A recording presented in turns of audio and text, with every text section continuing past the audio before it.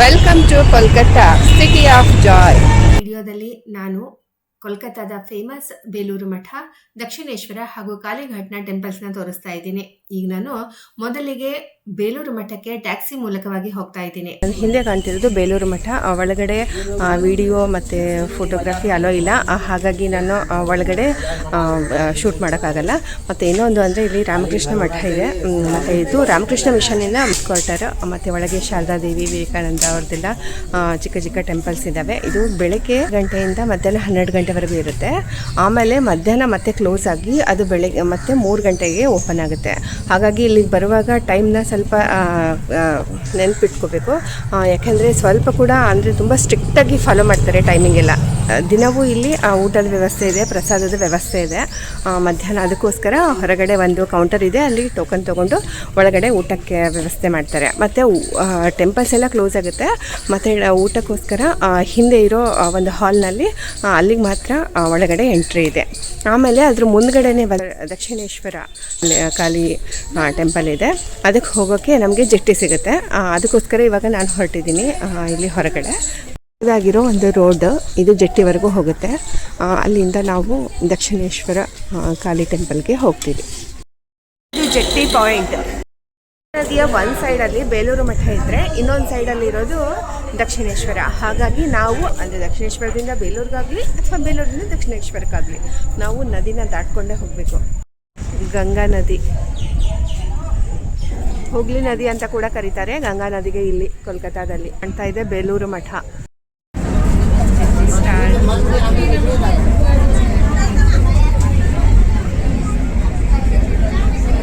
ಇದು ಗಂಗಾ ನದಿಯ ಪೂರ್ತಿ ಅಲ್ಲಿವರೆಗೂ ಅಲ್ಲಲ್ಲೇ ಘಾಟ, ಮತ್ತು ಅದ್ರ ಪಕ್ಕದಲ್ಲಿ ಕೆಲವೊಂದು ಆಶ್ರಮಗಳಿದ್ದಾವೆ.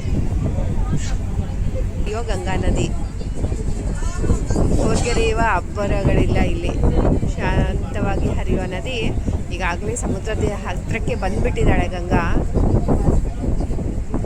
ಸ್ವಲ್ಪ ಮುಂದೆ ಹೋದರೆ ಗಂಗಾ ಸಾಗರದಲ್ಲಿ ಹೋಗಿ ಸಮುದ್ರವನ್ನು ಸೇರ್ತಾಳೆ. ಹೋಗಿ ಬಂದಿದ್ದೀನಿ. ಈಗ ಬಂದಿರೋದು ದಕ್ಷಿಣೇಶ್ವರಕ್ಕೆ.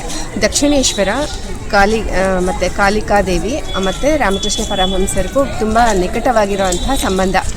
ಕಲ್ಕತ್ತಾ ಅನ್ನೋ ಹೆಸರು ಬಂದಿರೋದೇ ಈ ಕಾಳಿಕಾ ಮಾತೆಯಿಂದ. ಕಾಲ್ಬೆರಳು ಬಿದ್ದ ಈ ಶಕ್ತಿಪೀಠ 51 ಶಕ್ತಿಪೀಠಗಳಲ್ಲಿ, ನಮ್ಮ ದೇಶದ 51 ಶಕ್ತಿಪೀಠಗಳಲ್ಲಿ ಇದು ಕೂಡ ಒಂದು. ಮತ್ತು ಇಲ್ಲಿ ದಕ್ಷಿಣೇಶ್ವರದಲ್ಲಿ, ಇಲ್ಲಿ ಕೋಲ್ಕತ್ತಾದಲ್ಲಿ 2 ಇದ್ದಾವೆ ದೇವಸ್ಥಾನಗಳು, ಕಾಳಿಕಾ ದೇವಸ್ಥಾನಗಳು. ಒಂದು ಕಾಳಿಘಾಟ್ನಲ್ಲಿದೆ, ಇನ್ನೊಂದು ದಕ್ಷಿಣೇಶ್ವರದಲ್ಲಿದೆ.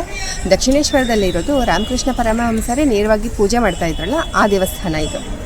ಹಾಗಾಗಿ ಈಗ ನಾನು ಒಳಗಡೆ ಹೋಗ್ತಾ ಇದ್ದೀನಿ. ಇದು ಕೂಡ ಮಧ್ಯಾಹ್ನ 3:30ಯಿಂದ ಮತ್ತು ಸಂಜೆ 8 ಗಂಟೆವರೆಗೂ ತೆರೆದಿರುತ್ತೆ. ಹಾಗಾಗಿ ನಾನು ಬೇಲೂರು ಮಠಕ್ಕೆ ಹೋಗಿ ಬಂದಿದ್ದೀನಿ. ಹೋಗಿ ಬಂದು ಇಲ್ಲಿ ಇಷ್ಟರಲ್ಲಿ ಈಗಾಗಲೇ 3 ಗಂಟೆ ಆಗ್ತಾಯಿದೆ. ಇನ್ನೊಂದು ಅರ್ಧ ಗಂಟೆಯಲ್ಲಿ ತೆರಿಬೋದು ದೇವಸ್ಥಾನ. ಈ ದಕ್ಷಿಣೇಶ್ವರ ದೇವಸ್ಥಾನ ಒಂದು ದೊಡ್ಡ ಕ್ಯಾಂಪಸ್ನಲ್ಲಿದೆ. ಒಳಗಡೆ ಎಲ್ಲ ಪೊಲೀಸ್ ಸ್ಟೇಷನ್ನು, ದೇವಸ್ಥಾನ, ಫುಡ್ ಪ್ಲಾಜಾ ಮತ್ತು ಶಾಪಿಂಗ್ ಕಾಂಪ್ಲೆಕ್ಸ್ ಈ ಥರದ್ದೆಲ್ಲ ಇದೆ ಇಲ್ಲಿ ಒಳಗಡೆ. ಸ್ವಲ್ಪ ಇಲ್ಲಿ ಟೈಮ್ ಕೂಡ ಸ್ಪೆಂಡ್ ಮಾಡ್ಬೋದು, ಯಾಕಂದರೆ ಗಾರ್ಡನ್ ಎಲ್ಲ ತುಂಬ ದೊಡ್ಡದಾಗಿದೆ. ತುಂಬ ಚಿಕ್ಕದಾಗಿರೋ ದೇವಸ್ಥಾನ ಇದಾಗಿತ್ತು. ಆ ನಂತರ ವೆಸ್ಟ್ ಬೆಂಗಾಲ್ನ ಕೋಲ್ಕತ್ತಾದ ಒಬ್ಬ ರಾಣಿ ಇದರ ಜೀರ್ಣೋದ್ಧಾರ ಮಾಡಿ ಈ ದೇವಸ್ಥಾನವನ್ನು ತುಂಬ ಚೆನ್ನಾಗಿ ಕಟ್ಟಿಸಿದ್ದಾರೆ.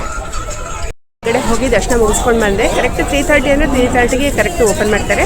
ಓಪನ್ ಮಾಡೋಷ್ಟರೊಳಗೆ ಒಳಗೆ ನಾವೆಲ್ಲ ಲೈನನ್ನು ಒಳಗೆ ಇರ್ತಾರೆ. ದೇವಸ್ಥಾನ ಅಂತೂ ತುಂಬಾ ಚೆನ್ನಾಗಿದೆ, ಯೂನಿಕ್ ಆಗಿರೋಂಥ ದೇವಸ್ಥಾನ. ಲೋಕಮಾತೆ ರಾಣಿ ರಾಸ್ಮತಿ ಅನ್ನೋರು ಈ ದೇವಸ್ಥಾನದ ಜೀರ್ಣೋದ್ಧಾರ ಮಾಡಿರೋರು. ಸುತ್ತಲೂ ಈಶ್ವರನ ದೇವಸ್ಥಾನಗಳಿದ್ದಾವೆ. ಮತ್ತು ಕಾಳಿ ಅಂದರೆ ಕಪ್ಪು ಶಿಲೆಯಲ್ಲಿ ತುಂಬ ಸುಂದರವಾಗಿರುವಂಥ ಮೂರ್ತಿ, ಮತ್ತು ಚಿಕ್ಕದಾಗಿರೋ ಮೂರ್ತಿ. ಮತ್ತು ಅದ್ರ ಕೆಳಗಡೆ ರಾಕ್ಷಸನ ಸಂಹಾರ ಮಾಡಿ ರಾಕ್ಷಸನ ಎದೆ ಮೇಲೆ ಕಾಲಿಟ್ಕೊಂಡು ನಿಂತಿರೋಂಥ ದೇವಿಯ ಒಂದು ಭಂಗಿಯಲ್ಲಿರುವಂಥ ಒಂದು ಒಳ್ಳೆಯ ವಿಗ್ರಹ, ಕಪ್ಪು ಶಿಲೆಯ ವಿಗ್ರಹ. ತುಂಬಾ ಚೆನ್ನಾಗಿದೆ. ನೋಡಿದರೆ ಅಂತೂ ತುಂಬಾ ಖುಷಿ ಅನಿಸುತ್ತೆ. ಆ ಥರದ ದೇವಸ್ಥಾನ, ಆ ಥರದ ದೇವಿಯ ವಿಗ್ರಹ. ಈ ಮಂಗಳವಾರ ಮತ್ತು ಶನಿವಾರ ತುಂಬ ರಶ್ ಇರುತ್ತೆ. ಮತ್ತು ದುರ್ಗಾಷ್ಟಮಿ ಈ ದಿನಗಳಲ್ಲಿ ಪೂಜೆ ಎಲ್ಲ ಇರುತ್ತೆ. ಹಾಗಾಗಿ ತುಂಬ ರಶ್ ಇರುತ್ತೆ. ಕೋಲ್ಕತ್ತಾ ಅನ್ನೋದು ದೊಡ್ಡದು ಮೇನ್ ಸಿಟಿ, ಹಾಗಾಗಿ ತುಂಬ ಜನ ಬರ್ತಾನೆ ಇರ್ತಾರೆ. ಇಲ್ಲಿ ರಶ್ ಅಂತೂ ಇರೋದೆ. ಆದರೆ ಸ್ವಲ್ಪ ಬೆಟರ್ ಅಂದರೆ ಬೇರೆ ದಿನಗಳಲ್ಲಿ ಬನ್ನಿ. ತುಂಬ ಚೆನ್ನಾಗಿ ದರ್ಶನ ಮುಗಿಸ್ಕೊಂಡು ನಾನು ಇವಾಗ ಮತ್ತೆ ಮೆಟ್ರೋಗೆ ಹೊರಡ್ತಾ ಇದ್ದೀನಿ. ಮೆಟ್ರೋದಿಂದ ಡೈರೆಕ್ಟ್ ಕಾಳಿಘಾಟ್ ದೇವಸ್ಥಾನಕ್ಕೆ ನಾನು ಇವಾಗ ಹೋಗ್ಬೋದು. ಇಲ್ಲಿಂದ ದಕ್ಷಿಣೇಶ್ವರದಿಂದ ಡೈರೆಕ್ಟ್ ಆಗಿನೇ ನಮಗೆ ಮೆಟ್ರೋ ಸಿಗುತ್ತೆ. ಮೆಟ್ರೋದಿಂದ ಕಾಳಿಘಾಟ್ ಸ್ಟೇಷನ್ಗೆ ಇಳಿದು ಕಾಳಿ ಟೆಂಪಲ್ಗೆ ಹೋಗ್ತಾ ಇದ್ದೀನಿ. ಆ್ಯಕ್ಚುಲಿ ನಾನು ಅವಾಗ ಅಲ್ಲಿ 4 ಗಂಟೆಗೆ ಹೊರಟಿದ್ದೆ, ಇಲ್ಲಿ 5 ಗಂಟೆವರೆಗೂ ಬಂದಿದ್ದೀನಿ. 1 ಅವರ್ನಲ್ಲಿ ಬಂದು ತಲುಪಿದ್ದೀನಿ. ತುಂಬ ದೂರ ಆಗುತ್ತೆ ಅಲ್ಲಿಂದ. ಕೋಲ್ಕತ್ತಾ ತುಂಬ ಓಲ್ಡ್ ಸಿಟಿ, ಹಾಗಾಗಿ ಓಲ್ಡ್ ಸಿಟಿ ಅಂತ ಹೇಳೋದಕ್ಕಿಂತ ಓಲ್ಡ್ ಇಸ್ ಗೋಲ್ಡ್ ಅಂತ ಹೇಳೋ ಹಾಗೂ ಹೇಳ್ಬೋದು. ಯಾಕಂದರೆ ಹಳೆ ಕಾಲದ ರೋಡ್ಸ್, ಹಳೆ ಕಾಲದ ವೆಹಿಕಲ್ಸ್, ನಾವು ತುಂಬ ಹಳೆ ಕಾಲದಲ್ಲಿ ಅಂದರೆ ನಾವು ಚಿಕ್ಕವರಿದ್ದಾಗೆಲ್ಲ ಟ್ಯಾಕ್ಸಿ ಅಂದರೆ ಎಲ್ಲೋ ಕಲರ್ ಟ್ಯಾಕ್ಸಿ ಅಂತ ಹೇಳ್ತಿದ್ವಲ್ಲ, ಅದು ಈಗ ನಾನು ಕುಳಿತಿರೋ ಸೈಕಲ್ ರಿಕ್ಷಾ, ಇದೆಲ್ಲ ನಾವು ಇಲ್ಲಿ ನೋಡ್ಬೋದು. ಆಮೇಲೆ ಇನ್ನೊಂದು ಅಂದರೆ ಈಗಾಗಲೇ ಕತ್ಲಾಗಿದೆ.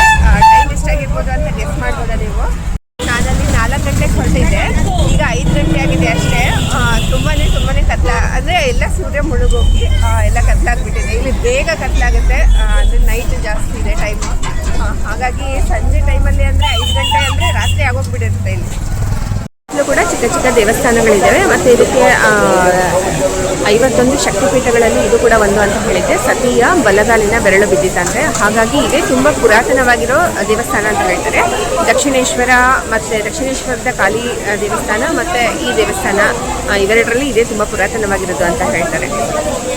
ದರ್ಶನ ಮುಗಿಸ್ಕೊಂಡು ಬಂದೆ, ಅರ್ಧ ಗಂಟೆನಲ್ಲಿ ದರ್ಶನ ಆಗುತ್ತೆ. ಇವತ್ತಂತೂ ಏನೂ ರಶ್ ಇರಲಿಲ್ಲ ಅಂತ. ಕಾಳಿಘಾಟ್ ಅನ್ನೋ ಹೆಸರಿನಿಂದಲೇ ಕಲ್ಕತ್ತಾ ಅನ್ನೋ ಹೆಸರು ಬಂದಿದೆ. ಕಾಳಿಘಾಟ್, ಕ್ಯಾಲಿಕಟ್, ಕಲ್ಕತ್ತಾ ಈ ಥರವಾಗಿ ಅಲ್ಲಿಯ ಸ್ಥಾನ ಇದು ಕಾಳಿಘಾಟ್. ಈ ರೀತಿಯಾಗಿ ವಿಗ್ರಹದ ಬಗ್ಗೆ ಹೇಳಬೇಕಂದ್ರೆ, ನನಗನ್ಸೋ ಮಟ್ಟಿಗೆ ದೇಶದಲ್ಲಿರೋ ಅತ್ಯಂತ ಭಯಂಕರವಾದ ಉಗ್ರ ಸ್ವರೂಪದಲ್ಲಿರೋ ದೇವಿ ಈ ಕಾಳಿ.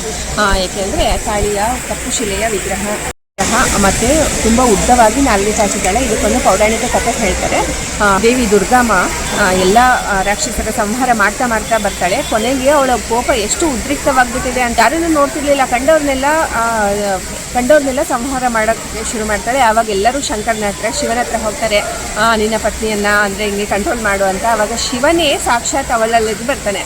ಆಗ ಬಂದ ತಕ್ಷಣ ಅದನ್ನೂ ನೋಡಲ್ಲ, ಅವನ ಮೇಲೂ ಸಂಹಾರ ಮಾಡಬೇಕು ಅಂತ ಅವನನ್ನು ಮೆಟ್ಟಿ ನಿಂತು ಆಮೇಲೆ ನೋಡ್ತಾಳೆ, ಅವನು ಪರಶಿವನೇ. ಆಮೇಲೆ ಅವಳು ತನ್ನ ಒಂದು ಅಯ್ಯೋ ಎಂಥ ಪ್ರಮಾದ ಆಯಿತು ಅನ್ನೋ ಹಾಗೆ ನಾಲ್ಗೆ ಕಚ್ಕೋತಾಳಂತೆ. ಈಗಲೂ ಕೂಡ ಉದ್ದವಾದ ನಾಲ್ಗೆ ಇರುವಂತಹ ಕಪ್ಪು ಶಿಲೆಯಲ್ಲಿರುವಂತಹ ಇವರ ಅದೇ ರೂಪದ ಅದೇ ಸ್ಥಿತಿಯಲ್ಲಿರೋ ವಿಗ್ರಹ ಇಲ್ಲಿಯದು. ಸ್ಪೆಷಲ್ ಟಿಕೆಟ್ನ 100 ರೂಪೀಸ್ನ ಟಿಕೆಟ್ನ ದರ್ಶನ ಕೂಡ ಉಂಟು. ಮತ್ತು ಎಲ್ಲ ಬೇರೆ 2 ಗೇಟ್ಗಳಿಂದಲೂ ಕೂಡ ನಾವು ಹೊರಗಡೆ ಹೋಗ್ಬೋದು. ಎಕ್ಸಿಟ್ ಎಲ್ಲ ಇದೆ. ನಾವು ಬಂದಿದ್ದು 3rd ಗೇಟಿಂದ. ಹಾಗಾಗಿ ಇವತ್ತು ತುಂಬ ರಶ್ ಇರಲಿಲ್ಲ, ಹಾಗಾಗಿ ತುಂಬ ಈಸಿಯಾಗಿಯೇ ನಮಗೆ ದರ್ಶನ ಆಯಿತು.